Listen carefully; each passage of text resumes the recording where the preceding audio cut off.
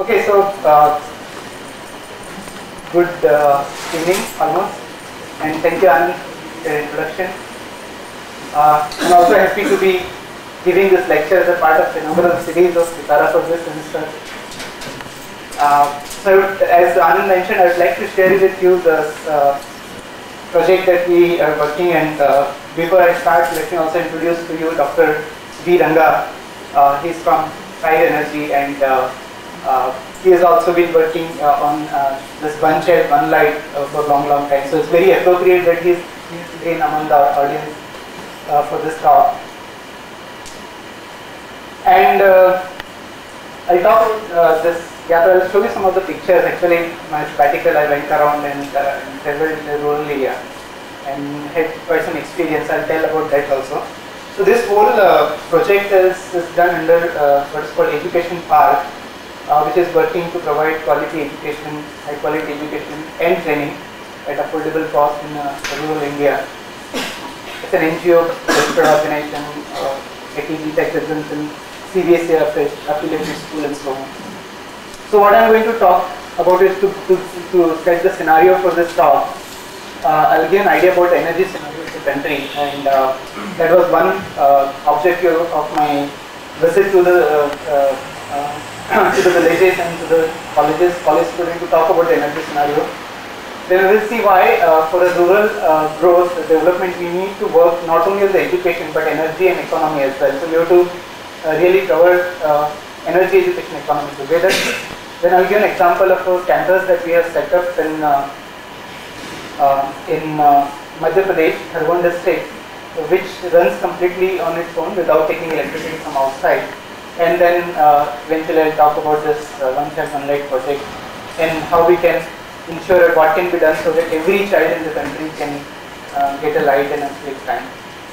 So to start with energy status of the country, and I always like to put this slide first to give the pictures clear that we are a very young country and actually going to be younger than what we are today.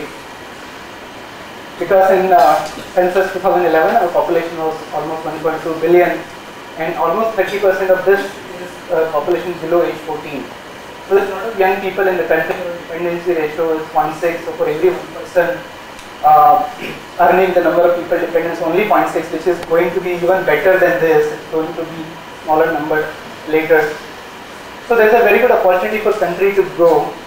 It can grow fast provided all this young population is well educated and well trained, and that is the one worry we should have. In fact, while discussing with the people, and we have been talking about the two terms. One is like population dividend. You must have heard earlier that this population actually can be considered a population dividend, but at the same time, if it's not well trained and well educated, it can also be population disaster.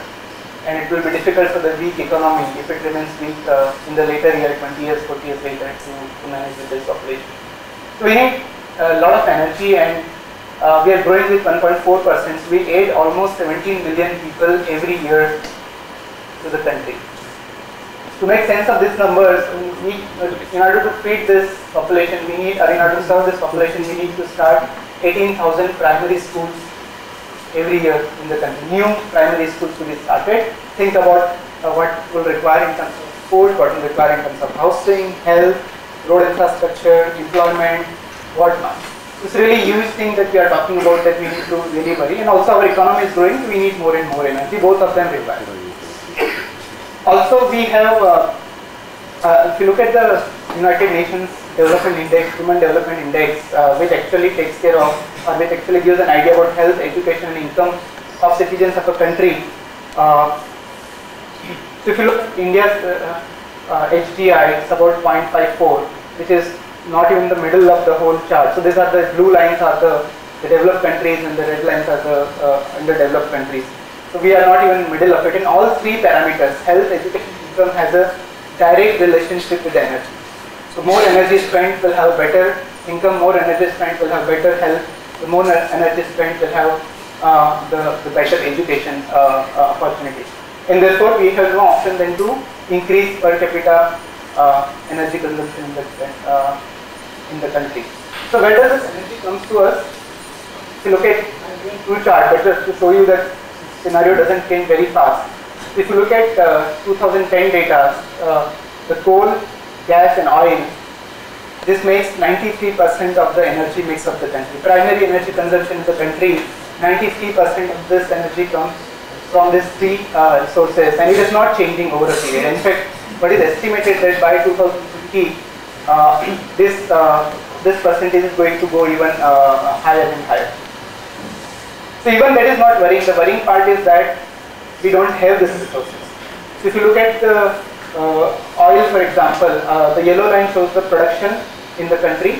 So from 85 onwards, almost the oil production in the country is almost flat. It is not increasing because we don't have oil.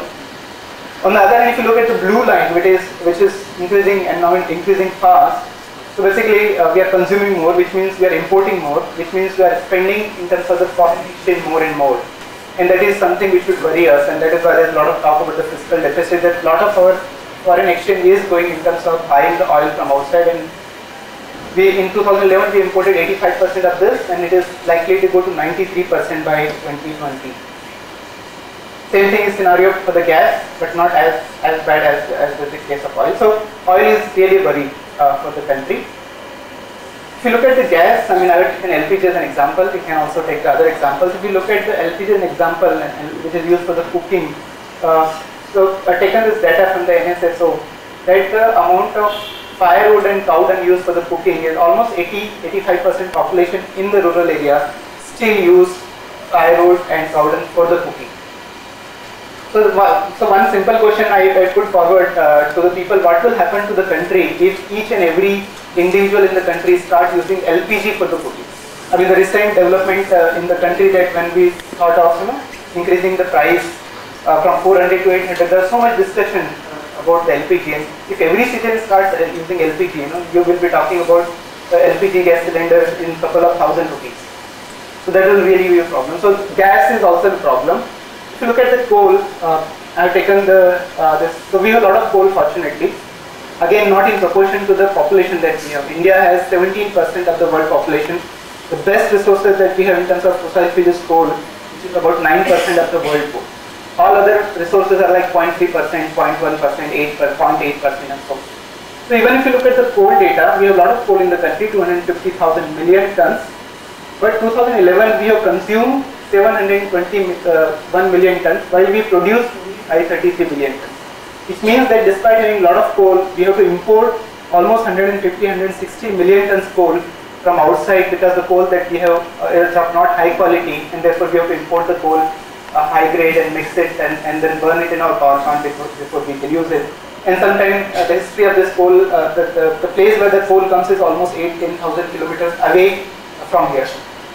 So you can imagine a scenario in which coal is being imported from Australia, so it is mined somewhere, brought to the harbour of Australia by train, then shipped to the Indian harbour, then again put into the train, bring it to the power plant. You burn with the efficiency of 35%, then you put the power into the grid line, and you again lose 20 to 25% on the way. So by the time the electricity comes to you for your utilization, it is only 10% or 12% or 15% of what it was initially. So is it a good way of doing it? So what I am trying to say is that we have a problem with all these resources. Coal is a problem, oil is a problem, gas is a problem, and we are not going to solve it or overcome this problem in the country. Look at the electricity scenario. We have, as per the Government of India, Ministry of Power, we had 187,000 megawatt capacity of the power plant in the country for electricity generation.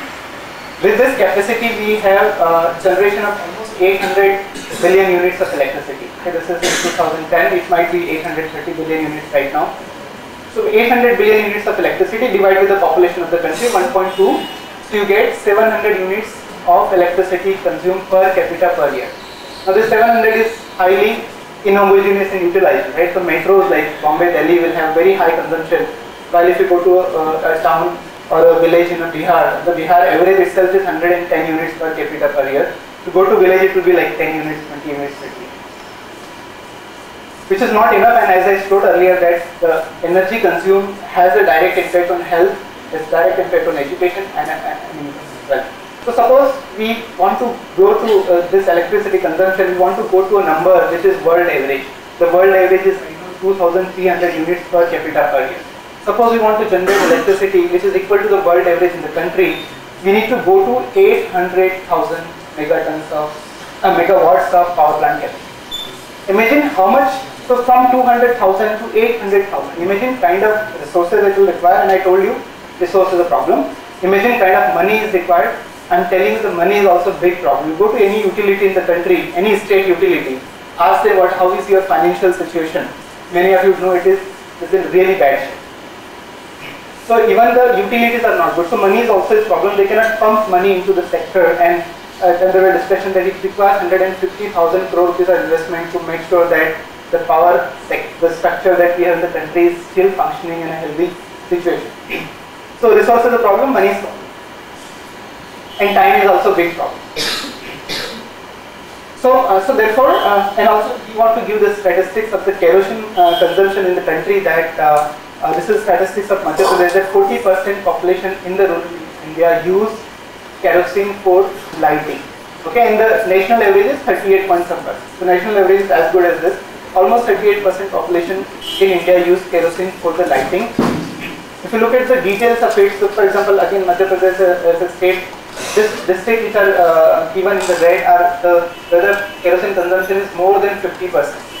More than 50% population uses it, and this is the national. So if you look at Bihar, Uttar Pradesh, Assam, Odisha, Jharkhand, West Bengal, Meghalaya, Madhya Pradesh, Rajasthan, Tripura, all of them are almost 40-50% population even today use kerosene for the lighting purpose.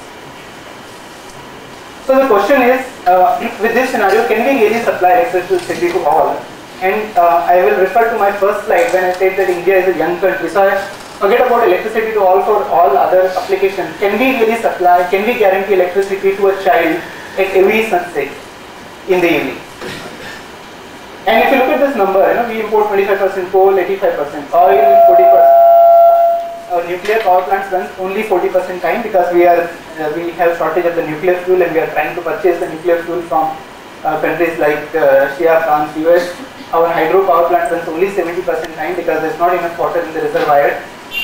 So there is one thing, resource is a problem, money is a problem, time. So look at how much time it takes to, even if you have a lot of money in your pocket, right? You have hundreds and thousands of crores sitting right now in your pocket. If you want to set up a coal power plant, it takes 5 to 6 years. If you want to set up a nuclear power plant, it takes 7 to 8 years. If you want to set up a hydro power plant, it can take 10 years, 15 years, 20 years, depending on how many andolans are there, how many mega particles are active in that age. It's actually true. Some power plants which has announced in 80s and 90s actually come very recently. So can we really ask this young population to wait for another 5 years? Can we ask them to wait for another 10 years before we can guarantee them light? And therefore we thought we need to do something urgently to ensure that the light can be provided to them. So as I said in the index, that I would like to give an example of an organization where the electricity from the grid is made redundant. It's not required, and it is indeed possible that any such organization can be done across India also. Why I'm focusing more and more education? Because all economies are increasingly knowledge based, and the education system in what you get in a rural area, if you have visited already or traveled, the quality is not good. The private education is expensive, and therefore what happens, and it is not good to say this, and you don't get good feeling that a child born poor in India is almost guaranteed to remain poor. He doesn't have good education with which he could have actually gone and done a better job. He doesn't have money, he doesn't have land, and therefore he needs to do something urgently for this. And only focusing on education alone cannot solve the problem. I mean, we have seen after independence, 65 years, that we have been investing money on education. Has it really done wonders and actually brought us the fruit so that the rural area has developed faster? One of the reasons is that, and I, for example, from a small village, and I take this example that I am absolutely no use to my village. Though I am educated to my village, neither my village can give me a job. So we are really far away from each other. So that is the true for every other village, that educated person there cannot have the job of his caliber, and the village economy on the other hand cannot offer him the job of his caliber, and therefore they cannot work for each other.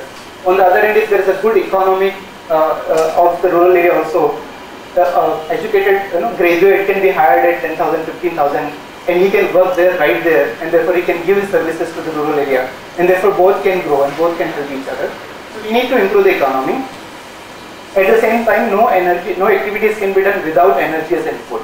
Okay, you may have a lot of money, you may be very educated, sitting in a village, but if you don't have energy to do any activities, then again you will not be able to grow. So we need to provide access to energy, and therefore we need to not only work on one aspect, but we need to really work on education, energy, and economy for a comprehensive growth of the rural area. And these are the three pillars of a social growth. If you take any society in the world, if you take a American society, European society, African society, Indian society, and compare these three parameters, energy, education, health, so which I have done here from Madhya Pradesh. So look at the energy per capita is 330, and I am talking about electricity here. Per capita per year is 330, India there is 700, but developed countries they have 13,000, 14,000 units. Same thing is true for the education as well as economy. So we need to actually grow in all these aspects. So what is the solution? If you want to really target this issue, we know that the resource is a problem. So if you really want to target energy, then you should really working on the solar energy. If you really want to do the education, focus on the quality. It's very, very important that whatever we provide, whatever education and training we provide should be of high quality. And I typically give this example of, and all of you understand, engineers will definitely understand that. I give an example of a silicon diode. Okay, silicon diode is a semiconductor device. You give it a 0.7 volt supply and it turns on. Okay, turns on. What would happen to the diode if you supply 0.3 volt and wait for 1 hour, or wait for 1 day, or wait for 1 year, or wait for your lifetime? It is never going to turn on. And the same thing what is happening with the rural youth right now, that because our supply, our bias, our services, our education is not strong enough, not crossing the threshold, and therefore he is not able to switch on himself or herself, and therefore he not only or she not only can grow herself and cannot also contribute to the nation's growth. And therefore it's really important to really focus on the quality education. Do it in a small but do it in a quality way. And if you want to improve the economy, you really focus on the skill set generation. So again, to give an example, that China, for example, has half the arable land that India has, but they produce twice as much as we produce today. Because the efficiency is much higher, the farm efficiency is much higher. So we need to really provide skills, which is not only the farming but all other sectors, so that the huge population, youth population, particularly in rural area, can be engaged in the building the nation, can be engaged in their own growth and the country's growth. And therefore we decided to work on all these three E's, education, economy and energy. The next thing we wanted is to have a quality infrastructure, a good quality infrastructure. And what is the meaning of good quality is of course not the marble or that kind of thing, but ensure that this rural child, when he goes through this education and training, has the same opportunity or the same quality as the urban child is getting, because eventually this child has to compete with the urban child, right? If he has to go for higher education, medicine, engineering, or he has to go for a job, or he has to go for business, eventually his competition is the more children from the urban area. And therefore it is not fair to give him a poorer infrastructure, poor education, and ask him to compete with the same student from urban area. And therefore we decided that whatever it takes, whatever time and energy it takes, let it be as good as any other school in the country. And one of the requirements of good infrastructure is the availability of electricity all the time, or at least during the time when the school is running. So what is the option available to you in the villages? Either because the power cut is there for 18 hours, 20 hours, so the option for you is use diesel generator, which is really expensive and polluting. So forget about polluting, it's really expensive to actually run a diesel generator to ensure that your facilities are running 6 hours a day. Then we decided to use solar energy. Being a professor in solar energy, I thought, okay, let us use solar, but solar being more expensive, you need to really use it judiciously. So what we have done is we went and we designed what is for this building as per the solar passive architecture, so that the energy requirement in the building is as minimum as possible. We started with a really barren land. It is about 14 acres of land, and you can see here this was on the kind of day one at that particular land. And we have used the solar passive principles. One thing to find out is what is the natural wind direction for the winter and summer, what is the motion of the sun which takes place, and what can we do so that the heat gained by the building is minimum, what can we do so that the ventilation is better, what can we do so that the lighting is better, and so on. This is the overall master plan. We have this yellow area is the academic buildings, so primary, middle, higher secondary, administrative building. We have the residential part, because as I said, we plan to work on energy, education, and economy. So there's also a training center designed for the farmers and the solar energy. So some of the principles that we utilize is what is called the filler slab. So once you fill your slab with some material which is little porous in nature, so because of the porosity there will be air, and air is a good insulator of heat. It also saves you 10 to 15% of the concrete cost. So in principle, the bottom of the material is actually not required, and you can actually either fill it or leave it empty. So by filling it, you reduce the heat gain coming from the top of the building. Then what we have done is we have aligned building length along the east-west motion of the sun, so that the light during the summer particularly do not fall directly on the wall. And if it doesn't fall on the wall doesn't get heated from the side also. So heat is coming less from the top, it is coming less from the side, and therefore as a result of that the temperature in the room is lower.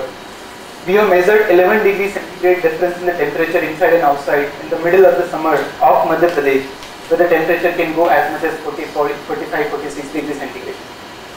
So that is the heat part. Then for the light part, we have made this what is called the light shell. The yellow light that you see actually doesn't see the direct light, but the top of this yellow line is actually a smooth white surface, and therefore it can diffuse, it can reflect the diffuse light into the classroom. So that is, and therefore your room is well lit throughout the year. So none of the day you require any artificial lighting in this building. Then comes to the ventilation. So you see the window here. So this window is closed from this side, because this is what the natural wind direction in the winter. So when the winter chilly wind comes, it doesn't actually get into the room, and you feel comfortable inside the room. But in the summer, the wind direction changes, and it comes 30 degrees off the north, and the other side of this window. So we had a contradiction. We wanted to align our walls along the east-west, but we wanted to make the window perpendicular to the natural wind direction. So therefore, window cannot be made as we do normally as a part of the wall, but we have to take the window out of the wall. And therefore, these windows are having this zigzag shape. One side protects the chilly wind in the winter, and other side actually brings in the wind during the summer. And if you go and stand there, you feel as if there's a fan installed in the room. So as a result of this arrangement, we do not have any fan installed anywhere in the classroom. And I can assure you that even if you come there in the month of April and May, you can sit there comfortably without sweating. And the temperature outside is 45, 46 degrees centigrade. So with this tree optimization, we have minimized our energy requirement by 80 to 90%. We also minimize the embodied material requirement, which means embodied energy also. So for example, we have not plastered the wall where it's not required. We have left the filler slab open. We used some of the walls as the load-bearing walls, where you don't have to put the beam, etc. So we also minimize material as much as we could do. Then it is a barren land, okay, and just having a building will definitely not be a good idea. Now, so first principle was to also make investment in actually making it green. And it is a barren land, nothing can grow there. So we are actually dug the holes of 3 by 3 by 3 and thousands of them, which also used as a kind of rainwater harvesting. But other than that, we also had a bigger ponds, and we have to make a contour perpendicular to the natural slopes. So the slope is like this, we have made a contour perpendicular to that, and because it's a muram, it's really porous, so water can actually go in very fast. So with this arrangement, like we're quite happy, and the well in the campus, we could see that it recharged very fast. So this is the current status. We have the primary building, we have the middle block, and we have the training center. And this runs completely on solar energy. This training center, so we have 700 students are there. It is a CBSE affiliated school. We get students from 32 villages in the neighboring area. While our target is actually to serve 50 to 60 villages. So right now, because of the limitation of commuting, we cannot actually connect to all, and we get a lot of requests from the neighboring village, right? Can you send the bus to our village also, so that they can send students? The whole idea of education park to serve each and everybody, the whole society, not only the students, for all the training and education requirement in this area. And we should be serving about 50 to 60 villages in the 20-kilometer radius from center. So then we need to also work on economy and energy. So we have the solar energy and farmers training center. It's again a special building. It does not have any RCC roof. So when you don't have heavy RCC roof, your load on the columns is very little. Your column can be made very thin. So this roof is actually tin roof, and we made it especially this because we wanted to make it a solar roof. So solar panels are actually thin film solar modules are pasted on the roof, and thin film modules are also very lightweight. and they are pasted on the roof, and the angle of the roof are designed in such a way that it can actually act as a structure for the solar panel. So it's actually doing the double function, and in doing this also minimize the cost. In fact, now we are trying to design the buildings with the two constraint. One is that the cost of the building for the teachers has to be lower than the what RCC standard RCC cost, and second thing, each house should be self-powered itself, should not require any electricity connection from outside. So this all arrangement, we have a 12 kW system, actually powers all our computers, printers, water pumping, fans in some odd area wherever required, and the lights in the night. So all the requirements are actually fulfilled by the system. It works perfectly. Our security guard also who lives there in the campus has 24-hour luxury of 24 hours electricity. Nobody else in that vicinity enjoys that kind of luxury. So and he really takes pride in saying that he has 24-hour electricity available to him. So then, of course, we get students from 32 villages, and there are a lot of activities that we do. As I said, we started with a really barren land, but now there are 2,500 trees by now are standing there, all actually drip irrigated. So we use very little amount of water, and this water which is come from drip irrigated is also covered by the grass which grows around the water, so that the water is coming is also not evaporating that fast, and therefore without any difficulty we have managed to grow that many trees in the campus. So now coming to the second aspect, so one is education, the second is the aspect that we are working, energy and economic development. And I explained you why what it is required. So that is the part which is what we call solar yatra. So that I traveled. So we decided that okay, we will work on this one child one light project. We decided on August 2012, 15th August 2012, that we'll actually make sure that every child in the district will have light in 1 year time. So always we made a plan. I actually traveled to that education park every 15 days. So the next 2 months there was no progress, and the amount of light, so I will come to that, but the amount of light that request came for purchase of those light is only 10, 20, and I was a bit surprised. And what is happening? That I was so thrilled with the help of Dr. Ranga and his company that this light is so good and so low cost. Why not people are jumping to get this light? So then I decided, okay, I am on sabbatical and actually I can spend time. So then I decided that to go there for 2 months, and the whole idea of going there is actually to ensure that people knows really what the light is, what is the potential is, what is the power is, and also in this process talk to many young students and tell them energy scenario of the country, that how critical is the energy scenario. They should be really aware of it, because the young population will actually feel the pain of this scenario. 20 years from now, 30 years from now, they are the ones who will really feel the pain of this scenario, and therefore they should be made aware and requested to get involved in this kind of project. So that is why I actually went for this 2 months a long journey. And I'll share you some of the photographs after this.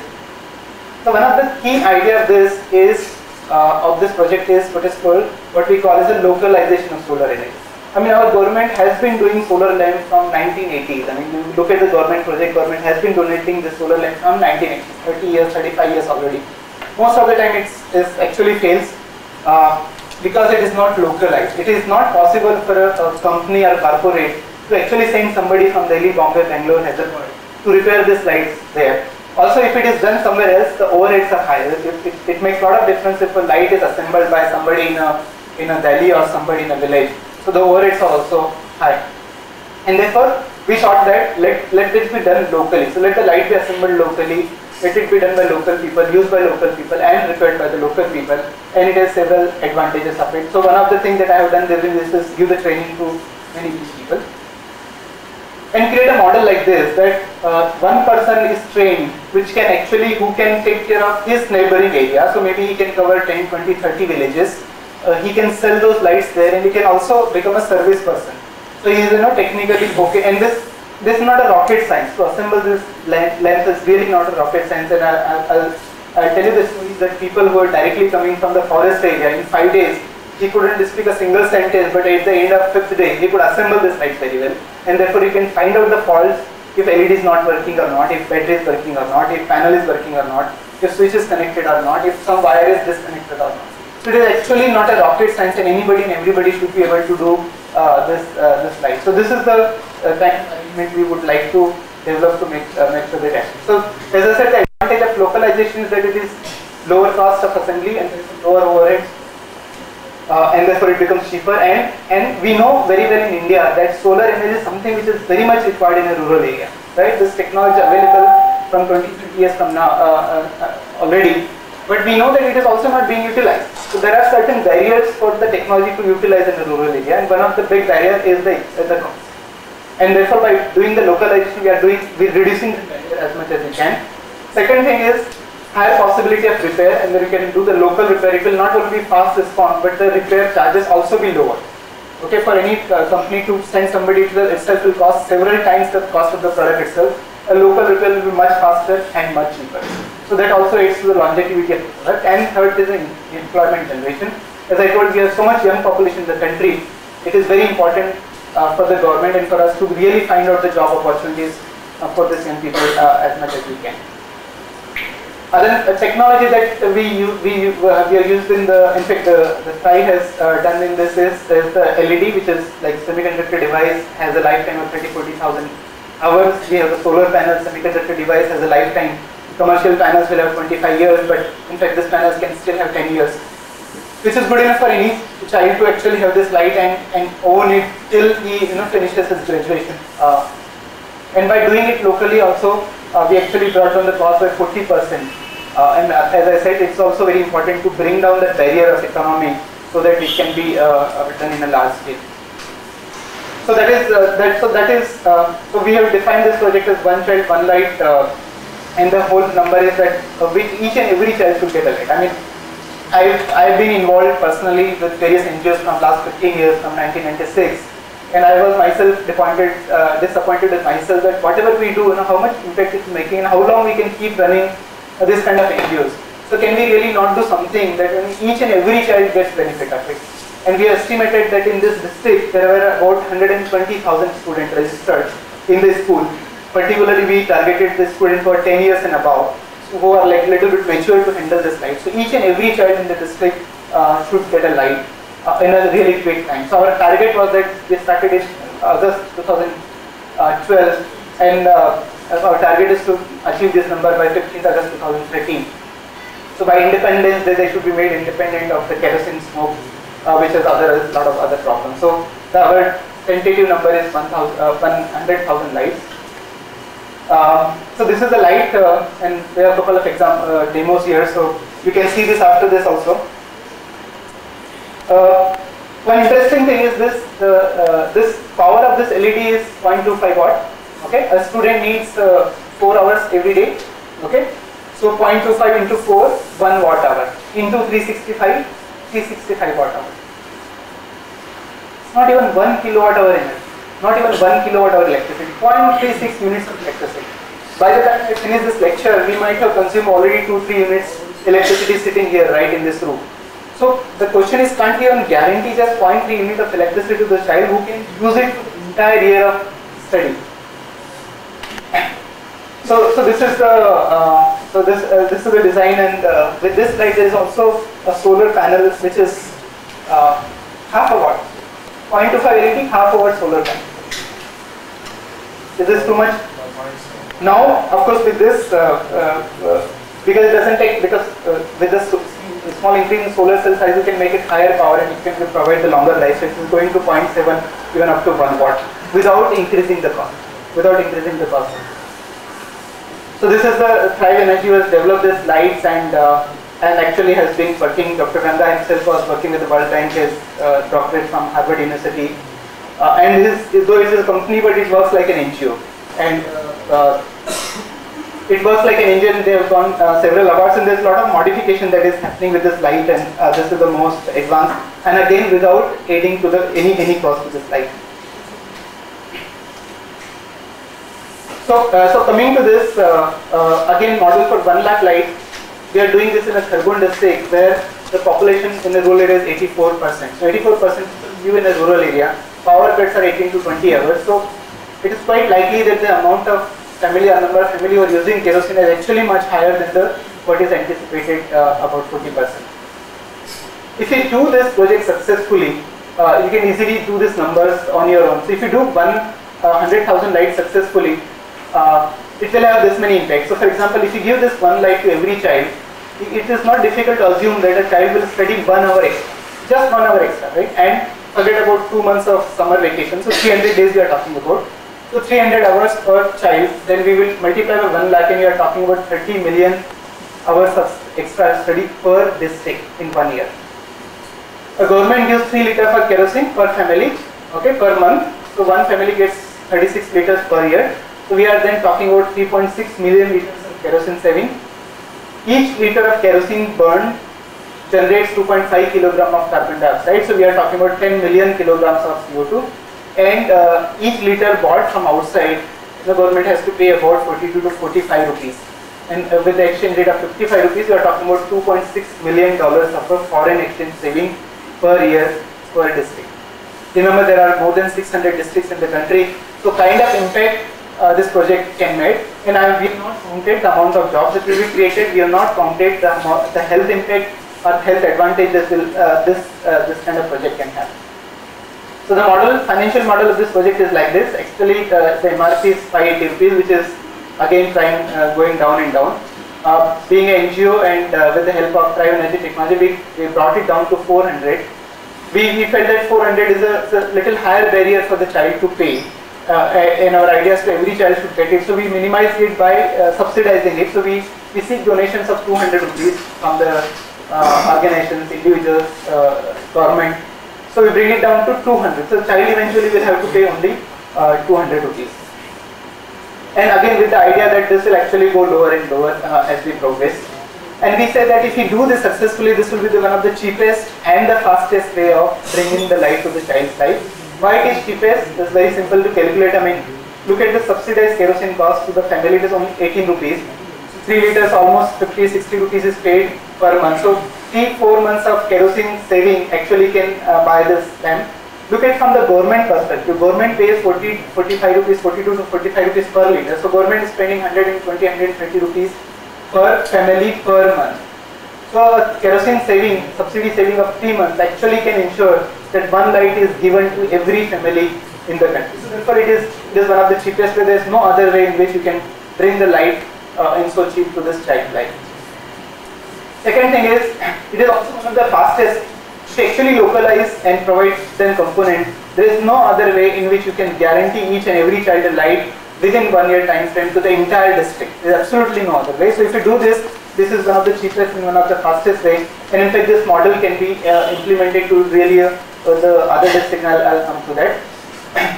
So when I was there for this 2 months, what we are then, how we can actually inform this and what should be done to make sure that this information reaches to everybody, or especially every child, that such light is available to him or her in 200 rupees. So we have created a leaflet like this in Hindi, of course. हर विद्यार्थी को प्रकाश का अधिकार है, एक विद्यार्थी एक lamp, और हर बच्चे को 10 वर्ष से कम वाले बच्चे को 580 rupees light is available at 200 rupees. We decided to give this only through schools, which means what we were doing, we were actually going to the schools with the help of the people we were like going with the school with the banners. We go and talk to the headmaster. Many times I think they are one of the company fellow, right? Normally in the villages what happens, they want to sell their seeds, like they're all agriculture dominated, so they want to sell their cotton seeds, they want to sell pesticides and all. So first response is of course very poor, that company wala aa gaya, बेचने वाला आ गया, ये वाला आ गया. But once we actually spend more and more time with them and get to understand. But what was most important is 200 rupees. Because you don't need to convince about the pollution or cleanliness or solar or anything else. What they need is light, and this number was very important. So we have also developed a website which is ocol.edupark.org. If you go to the website, it gives almost daily updates. What is happening? How many lights have been given already? So this is the old data. So right now, as I speak to you, almost 13,000 lights have been given. It tells how many lights are remaining. It tells you how many days are remaining. If you click here the link, it tells you exactly who is the child who's got the light, what is the date of birth, what is father's name, village name, school name, everything. All this data for all that students, 13,000 students, can be found online. So anybody can have a look at it. Another thing is the people who are contributing to this project. So a lot of people who are donating us, and that's why it is possible to actually give this 13,000 lights. So all the details are also available on the website. So we have done almost 13,000 lights, and another 87,000 lights are yet to be done. And I hope we will be successful in this, because what we see is this becomes a model project. So not only we taken in Madhya Pradesh, but it can be taken in every other state, or it can be taken at the nation level, or it can be taken in other countries as well. So therefore the idea is not only to just to do this project, but make it as a foundation project, so that in every other it can be done. So eventually, what is required in the country is hundreds of millions of lights to ensure that each and every child can get a light. And again, we cannot make a plan for 5 years. Planning for 5 years means we are really planning to fail, because suppose a child is in 4th standard or 5th standard today, if you guarantee him light 5 years later, then his career is already gone. He needs lights today, he needs lights tomorrow. He cannot wait for another 5 years. And if you are asking him to wait for another 5 years, his career is gone. And therefore, we have to really show the urgency in bringing the light to the child's side. And again, it's a wishful thinking that this is how we can go to the 100 million lights. Dr. Ranga himself is also working, and Chhattisgarh government has been planning for almost 13 lakh lights. 30 lakh lights. Basically every child. So they are planning for 30 lakh lights to be done. But again, the model is to simply purchase and then give it. What we propose is not to give it free anyway, and do it let it be localized. So if we do this localization model, it will have it can be spread very fast. Okay, so you can do the neighboring district, you can train people, and eventually this light may be available at 250 rupees, by which time probably any of this subsidy or donation will not be required. So this is the roadmap that we can do in next 3-4 years, that every child in the country can be guaranteed a light. And eventually we need to put this to the government, because no NGO has the infrastructure or money to do it, and it will be good if NGOs, government can adopt it. But the idea is to actually demonstrate all this thing. Through Sitara, I think 7 students have registered for TDSL course, and they will be going and studying this lights, 13,000 lights, and what is happening to them. Is there any better way of doing it? Can we use this kind of model and bring other services also to the rural area, which may be smokeless chulas or solar cooker or any other services? So using this model, any technology product or technical services can be provided to a huge number of population in a rural area in a quick time. So the conclusion is, I enjoyed my sabbatical leave. It was really nice, 2 months. One thing I was doing, when I'll show the picture, I was traveling and talking to many students. I was actually spending half of the time in an urban area like Indore, Bhopal, Khandwa, Khargone, half of the time in a rural area where I was going to villages and talking to the school teachers and promoting them. But also, I'll show the pictures and I'll talk about it. So the conclusion is that localization solar energy can be useful in promoting the bottom-up growth of a solar PV. Jawaharlal Nehru National Solar Mission is doing very good job in doing the top-down, where the big power plants are being set up. 1,000 megawatt capacity is already added in the first phase. But we cannot use the same model to reach electricity to the really bottom of the pyramid person, because that is the one who gets the electricity at the last. And therefore, you need to, any product which is less than 10 watt, 5 watt, half watt, 2 watt must be done by the local people. It helps to reduce the cost. The localization helps to reduce the cost. It creates employment, and it promotes faster deployment and enables better after-sales services. And therefore, in summary, I feel personally that it is possible that we can guarantee one light to every child in the country in a quick time. So I would like to acknowledge the staff and volunteers at Education Park. It's an amazing team of people. Many of them are 8th class, they are no education. We don't also pay too much on being an NGO, which means that you are always run short of the finance, and we cannot really take good salary, but they really work hard. And when I was there, I actually started sleeping in that school. So almost 24 hours I was spending, and we used to discuss up to 7 o'clock, 8 o'clock, 9 o'clock, which school we have covered today, what is their feedback, what they failed, all those things we discussed. So they're a really good team. And also, without Tri Energy support, this couldn't have been possible. They have supported us in the technology way, also the financially way to provide the materials available and without really paying, and basically have a lot of the money to be paid. So really, as I said, it's a company, but it actually works like an NGO, and therefore, without their help, it could not have been possible to even come to 13,000 lights. Many students at IIT Bombay, before I started my yatra, in fact, I started my yatra with IIT Bombay. So before I actually went, I spoke to many hostels, so hostel 13, 14, hostel 2, H10, H11, And several other hostels actually tried to speak to the student here first, and then I went. Many students actually help to prepare the material, brochure. Some students are helping to maintain the website and also the fundraising. Donors are really the one. It's important, and because of them the project is successful, and the family members. I know without their support nothing is possible. So I really acknowledge their help in bringing the project to this level. So before I close, let me show you the picture. So this is okay. So this is look at this picture carefully. The brightness not that good, but I mean this is just when we were traveling to rural area, we came across this group of talking. There are two bags, and each of this horse has a bag on the other side, and there's this goat sitting there. There's one goat in the lab, and this is the one picture I could capture it nicely because we are traveling. But in another picture, you see that instead of goat, a child is sitting there. So this is how not lot of our population, significant number of population still lives like this. This is the lamp you have seen. What I was doing is I was going to the school and talking to them. You know? So of course, something is shown. There's a lot of interest created.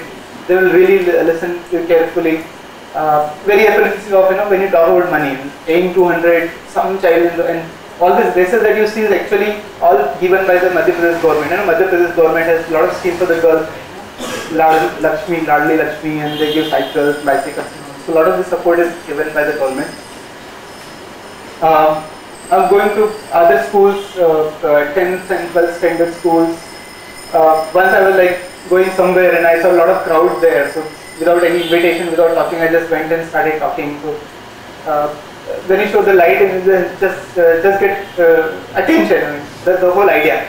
So we made sure that everybody in that Khargone district knew that the light is available at 200, so that there is no cheating or any other thing is also possible. Some teachers actually tried to collect 220 rupees or 250 rupees instead of 200 rupees, but they ensure that each and every child must know that it is available at 200.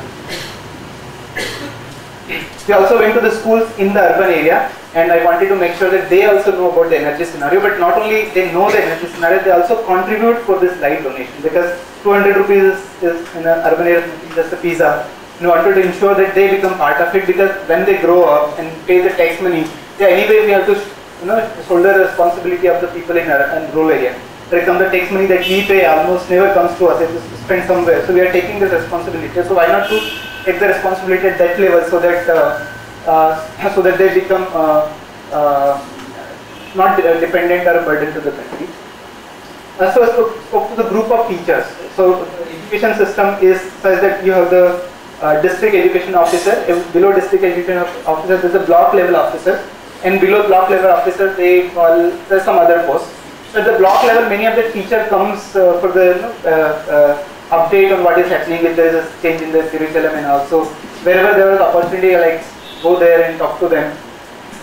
Of course, first thing they wanted is a light for themselves, and we also devise a technique that if you are using as a demo, then we can give it also 200 rupees, otherwise it is 450 rupees, and all kind of things. So, we also spoke to people who are the kind of rich people, or the well-educated people from the rural area, so that they can also talk to them. Because see, it's not the child who should know that light is available at 200 rupees. His father should also know it, right? Because his father is eventually going to pay 200 rupees. It is important that we talk to everybody, not only the child. And therefore, we also so these are the people who selected, and then we invited them to spend 3-4 hours with them. We told them, okay, what you do is go back and just talk to people that such and such thing is available. So we kind of taken a measure at every possible level to ensure that this information is made available. I was going to various engineering colleges and talking to them, again asking them to come forward, donate the light, but also become about the energy scenario. So in this whole thing, I almost addressed more than 10,000 students. I'm not showing all pictures, but some of the pictures, almost 10,000 students I must have addressed. Of course, as soon as you talk about the light, first thing they want is for themselves. They forget about the objective that this light I'm talking about is some child in Khargone district. So first thing is, okay, can I do it in my village? Can I do it in my city? Can I get one light right away? And things like that. And then we were also going to the villages in the night time to show the power of this light, because daytime it's not enough to show the intensity of what LED can do. But if you go to the night go to the night and then you know the power of a water bottle, what it can do. In my earlier experience, I also knew that even if you run a 2 watt or 3 watt CFL, you cannot actually see the CFL when everything is dark. It is so bright light. So even these lights are also bright. So therefore, we are going around to really all kind of villages, interior, some forest areas. We actually bought this the loudspeaker. So we used to go with. So we made actually 3 teams. So everybody was going in a different direction. We made a strategy.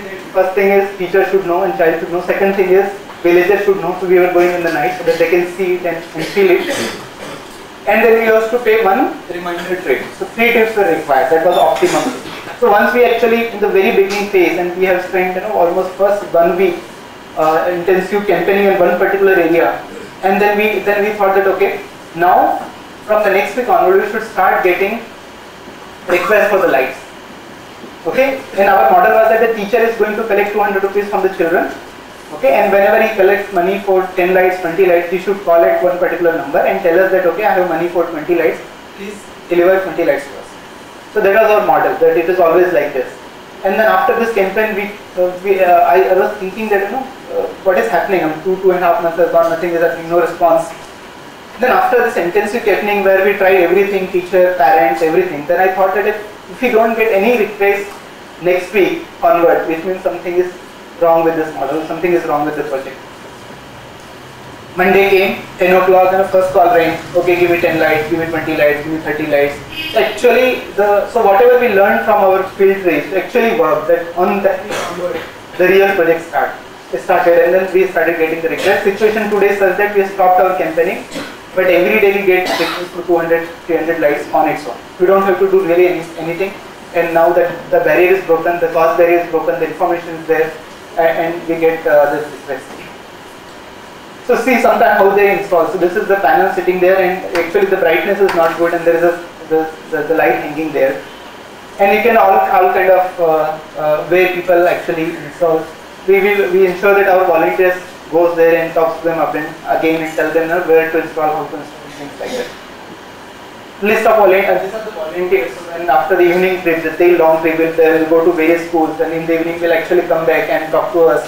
We'll take the decision whether to go there or not to go there, whether to do this or not to do this. Can we try this? Can we try that? And all things. So we used to have an evening discussion every evening. Then it was important that assembly is done and the local training is provided. So this is the scenario from there. People could assemble it. If you spend 5 days with them, they could actually check is it is working or not, light is working or not.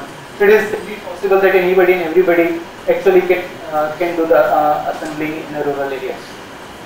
And very recently we had a function when we invited school kids. So after my campaigning, we invited school kids to come to the education part. Look at the zero energy campus. So almost 10 schools participated, and there is that many number only we have invited.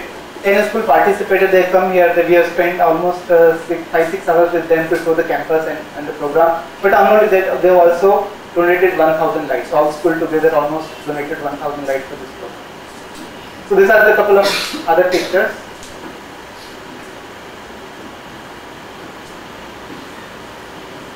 And I leave you with this slide. This light is really required. We need to give 1 light to every child, not in one district, but in the entire country, and as short time as possible. Thank you for your attention.